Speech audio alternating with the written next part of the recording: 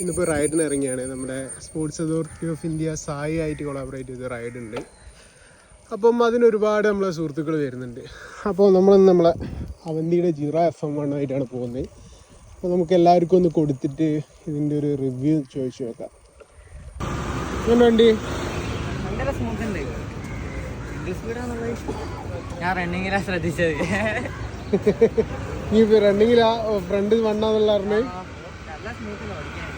ചേട്ടാ എന്താ സ്ഥിതി? കുഴപ്പമില്ല. നിങ്ങൾ മെറിഡ് വെച്ച് കമ്പയർ ചെയ്യുമ്പോൾ പോരാ. എങ്ങനെ വണ്ടി?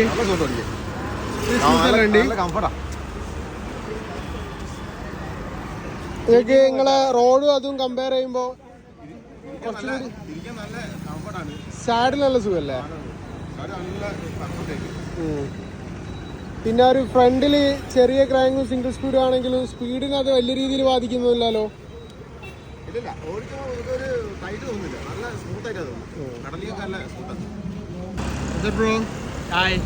എന്താ സ്ഥിതി വണ്ടി? നല്ല കിടലാണ് പെർഫോമൻസ്. നല്ല സ്പീഡ് കിട്ടുന്നുണ്ടോ? സ്പീഡ് ഇല്ലേ? സ്പീഡ് ആണെന്ന് പറയുമെങ്കിലും നല്ല ഫ്രണ്ട് ചെറിയ ക്രാങ്ക് ആണെങ്കിലും സ്പീഡ് അത്യാവശ്യം കിട്ടുന്നുണ്ട്. എന്താ സ്ഥിതി? ഇത് സ്ലോ കമ്മ്യൂട്ടിങ് ഓക്കെയാണ്.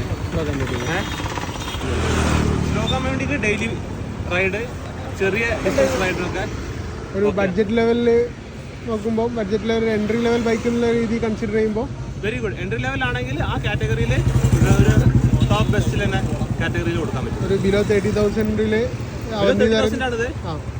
ഗ്രേറ്റ്. ഈ സ്പെക്കിനൊക്കെ റേഞ്ച് വരുന്ന കാര്യം തന്നെയാണ്. പിന്നെ ഫ്രണ്ട് ഡിറൈലർ ഇല്ല, അത് ഒരു ചെറിയൊരു അഡ്വാൻറ്റേജ് ആയിട്ട് നമ്മൾ കാണുന്നുണ്ട്.